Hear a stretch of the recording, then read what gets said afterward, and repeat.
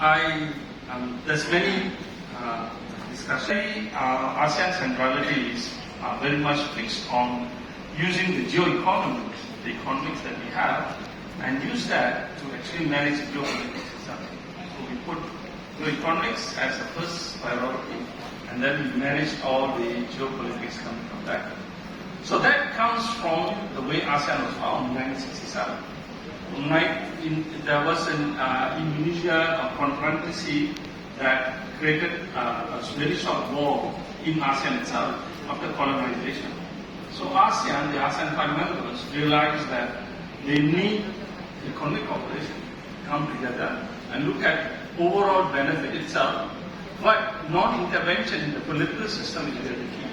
Multilateral, and then strengthen ASEAN even further.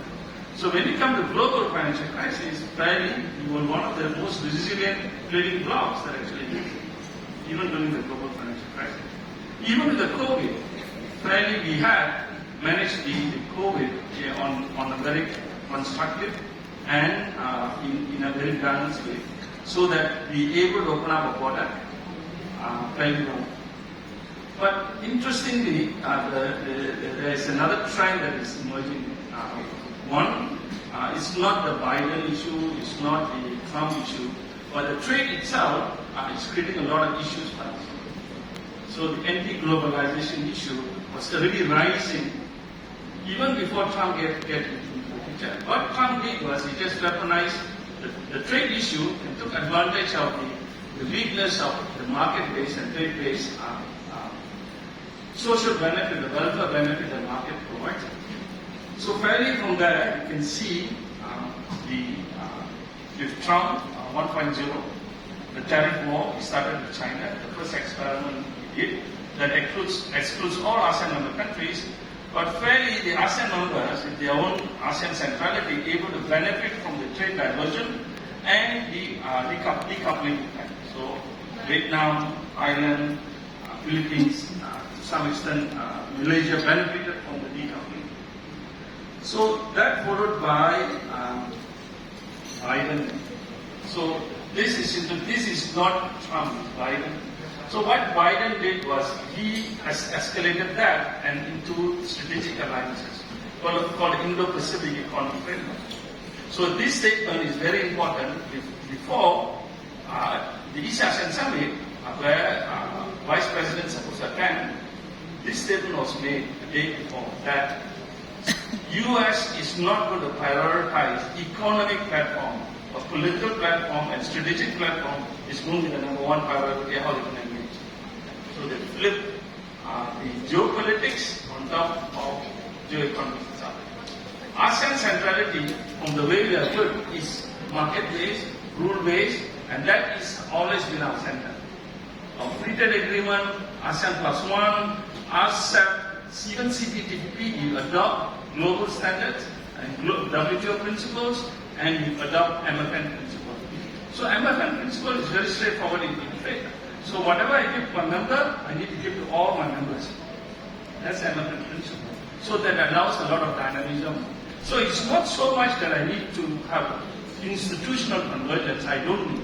What I need is to adopt best practices so the business can participate in this. That is the ASEAN principle. So ASEAN has this framework, and interestingly, you have the APEC, ASEAN Business Community, that has a direct channel to ASEAN ministers to actually direct the grievances. And ASEAN commits itself to address the APEC issue. APEC is all the business associations that come together. So ASEAN itself is not just political, but the economic and the business is the center of how they do the shared prosperity itself. So when this statement came out, we fairly knew that from Trump, with this experiment with just China, followed by the strategic alliances, that means breaking down the centrality. Then with Trump coming in and accelerating this into Trump 2.0. The interesting part about Trump 2.0 from Trump 1 is only two things. One, he listed all the ASEAN members, including the ASEAN members, in this list, including those countries that U.S. has surpluses, and use a baseline of 10%. That's the tax. So putting a tariff is fine, but putting all the ASEAN members, including Australia, New Zealand, China, Japan, and Korea into that list actually shows that they have another political agenda other than just using the support tariff. So, fairly, can I connect? The other thing that was very interesting about Trump from the first experiment, he weaponized trade. So what he did was, his idea was, it's quite a genius idea, I think. He knows that there is a really geo-economic fragmentation from the market itself. Because market don't distribute well. It's countries, institutions distribute well. So he realized that if he can weaponize trade, use just a simple principle of tariff, he can turn the geopolitics and create geopolitical fragmentation in ASEAN itself. So that is one of the biggest agenda in Trump. Trump abandoned everything on trade, on rule-based and market-based itself.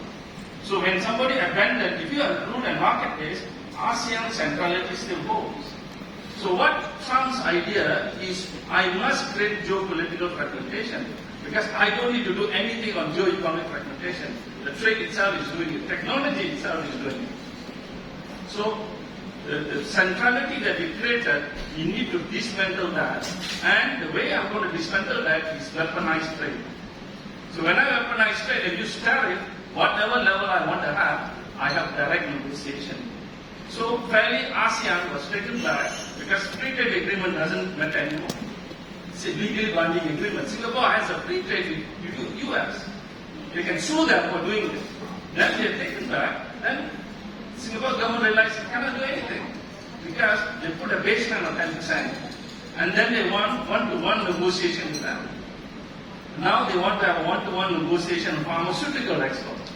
So the whole idea of abandoning rule-based and market-based create big issue for ASEAN itself. So that means how do we define our shared vision and shared prosperity? So in ASEAN Summit, ASEAN released the ASEAN Economic Community 2045 vision. In that vision, not only we emphasize market-based and rule-based dimension, but also the social pillar and the political economic pillar is equally important for us. So we're still going to use the geo-economics that we have, that means strengthen our GVC, strengthen our digital economy, strengthen our green economy, and work on the geopolitics itself. And that is also reflected. So when our Chinese Prime Minister was there, talking about shared prosperity, of new kind of shared prosperity, Philippines President was there, discussing disputed islands. Again, we use the geoeconomics to manage the geopolitics. Now we have skirmishes between Cambodia and Thailand in the border because there are occupied issues there. Again, ASEAN under Malaysian chairmanship is trying to manage that and to understand the economic cost of this before we start thinking of the political cost. To manage the geopolitics itself. So it's very critical for us as we move forward. As Professor Jomo was highlighting this, that ASEAN centrality at this time is going to be very critical. And that criticality is going to be very important how we're going to keep the shared momentum going forward. So, what is the evidence of so the whole idea of Trump is to weaponize is to create uncertainty. That's the whole idea of weaponizing trade. So the more uncertainty I create, more the geopolitical fragmentation is going to occur. So fairly we're going to see more uncertainty. The 90 days pause will be extended so that we still will create a lot of uncertainty in the coming years. So the second important point is this problem is not a short-run problem.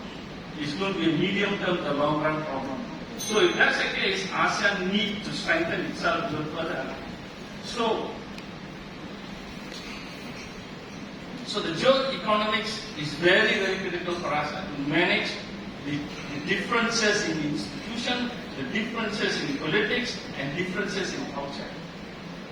Under geo-economics, we can have none of the ASEAN members is fully democratic countries. We have Vietnam, socialism, Laos, communism, Singapore, one single party. We still can have all the different institutional, But we don't need to converge them, we just need to strengthen them. So what Trump has done is put all the ASEAN members into that, in his list, and put all the ASEAN members, Australia, New Zealand, China, Japan and Korea into the list, and he wants this to be beaten. That's the way what the narrative is, if my narrative might be. So again, how to manage this become important. The points that have been raised in the panel and yesterday is very clear. Even before Trump does this, the geopolitical, geo-economic fragmentation is already occurring. Widening skills gap. The ASEAN LDCs are still stuck in primary and lower education. Gender divide, rural-urban divide is also rising, as yesterday the presentation on individual modernization. So again, it's good, Cambodia is coming up, but Cambodia also has a lot of divide. So it's not a straightforward intervention. Trade brings output growth, but it doesn't create the evenness that we're expecting. So institutions have played an important role. So again, so quickly let me run, and you can see this is before Trump. So what Trump did is he just weaponized this to the full extent. And the next, whoever is going to come next, will do the same thing. So what we're going to see is a very multipolarized system, one in Europe, one driven by the US, and one by East Asia. That is what is East Asia shared vision.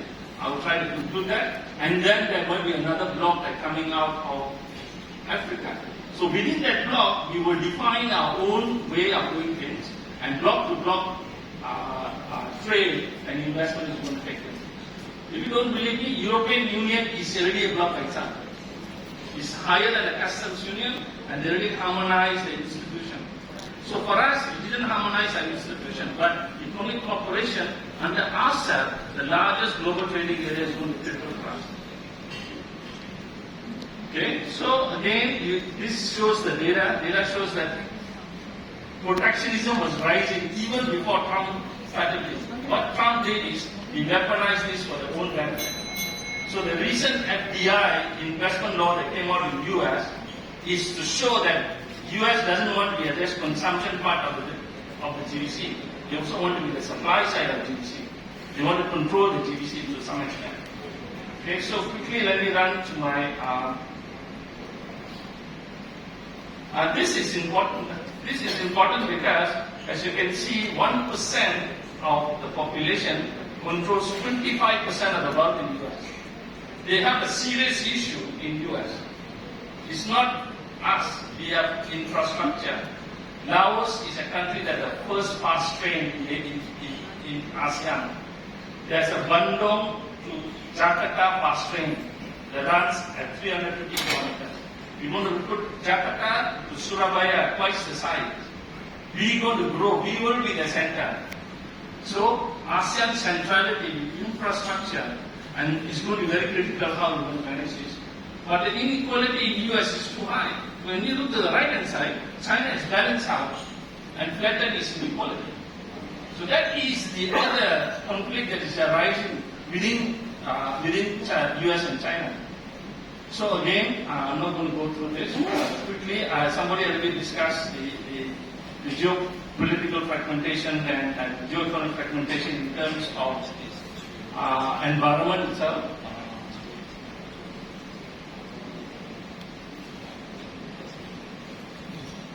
Quickly, I will run to my last two slides and discuss China, the shared vision of China and ASEAN. What kind of shared vision we would have? Okay, so quickly, ASEAN made a statement that we still want a joint negotiation with the US. US neither did it rejected it or accepted it. Still they went the bilateral, but fairly ASEAN under the Malaysian Chairmanship has put out a statement. So they want a shared discussion and they want to keep ASEAN centrality intact. Why? Because US trade only accounts for 20% of the overall trade. 85% is on a rule-based and market-based principle. We need to consolidate that. That will be the very important shared vision. That's why the AEC 2045 is very critical for us. that this shared vision is going to go until 2045 to 2050. Okay, so, and ASEAN. ASEAN, the largest global trading area, 30% of GDP, 30% of the trade, 30% of the investment is in our hand. So ASEAN need to consolidate this. And this ASEAN is not China-driven, very clear. It is ASEAN-driven agreement. Because what we did is combine all the ASEAN plus one FTAs and created a mega FTA called ASEAN. The key point of ASEAN is CJK, China, Japan, and Korea. They have an agreement. So we want to elevate CJK to the next level and strengthen ASEAN itself. In that case, the leading agreement, ASEAN Secretariat, is going to be very critical for us. So China have to land into this, into ASEAN itself. But let me tell you honestly, between CJK, China, Japan, and Korea, China is a country that transfers less technology to ASEAN. They put in infrastructure, that is very clear. So does Korea, so does Japan, they put in infrastructure. But when it comes to human capital development, when it comes to transfer of technology, rightly pointed out by China comes the lowest. The lowest in terms of how they transfer their technology and how they create human capital in ASEAN itself. So we are very proud of ASEAN-China upgrade, but under the upgrade, China pushed that. The issue of intellectual property right, in terms of sharing of technology, in terms of sharing their battery technology, pushed that. So ASEAN wanted more integration because that level of integration is lower than European and Singapore digital framework. It's lower than Singapore-Australia digital framework. It's the lowest.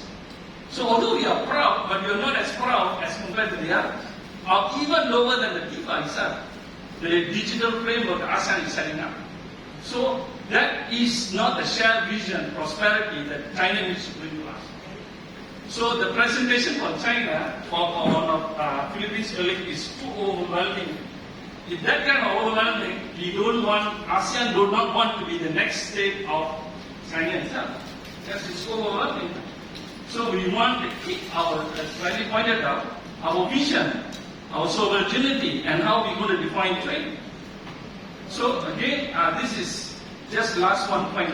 I had this pleasure of going to Shenzhen. Huge. Everything is there. And the next one, I was in Hyderabad. Hyderabad, the new city. Amazing. You think China is that? India has the same level of technology. All the multinationals are there.